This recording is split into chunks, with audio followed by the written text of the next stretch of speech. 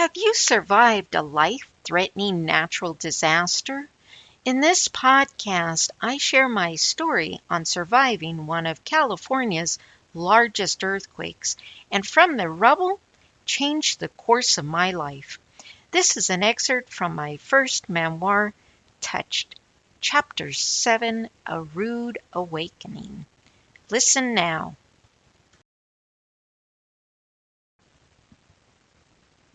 Afraid I was going to be crushed by the unit above me, I made a run for the door. Everything was moving so violently I could barely crawl across my bouncing bed. The TV flew off the entertainment center and was coming straight for me. It stopped a few inches from my face because the cord was still plugged into the wall. It fell face down onto the floor. The shaking was so violent that my furniture bounced around as though it was made of styrofoam. The front door was only 5 feet from the edge of my bed, but it felt more like 5 miles as I stumbled toward it. When I got there, I tried to open the wood panel door, but it wouldn't budge. The entertainment center that had housed the TV and the digital clock had fallen over, and it wedged behind the door.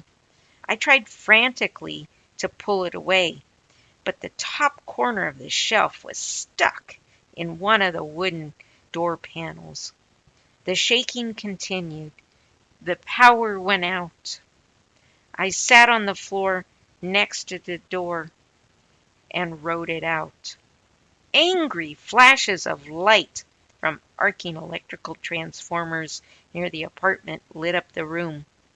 Glassware jiggled out of the kitchen cupboard and smashed against the countertop or fell on the floor.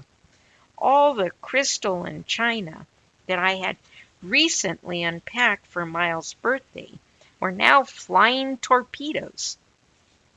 Some even flew across the kitchen to crash against the cupboards on the other side. All the clanking and banging, the breaking glass, the furniture bouncing, made me fear for my life.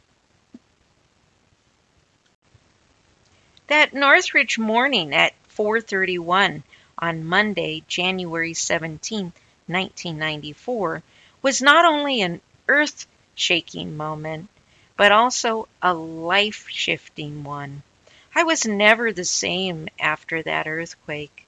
Much like the continuous aftershocks of the broken fault line, I struggled to readjust from a huge shift in my internal mantle too. There was no place to feel safe anymore. I want to thank you for tuning in to this podcast episode, and if you'd like to listen to more of my podcasts, you can go to leapintoyourstory.com, and if you like to read and purchase my books, you can find them at amazon.com under VP Andersen and Victoria Andersen. Thank you for tuning into the Leap Into Your Story podcast, where you discover your inner story, break down the process, and meet others who've done it so you can leap into your own story. Remember to visit our website at leapintoyourstory.com and enjoy even more great episodes like this one. Again, while you're there, subscribe and like to us via your favorite social media network.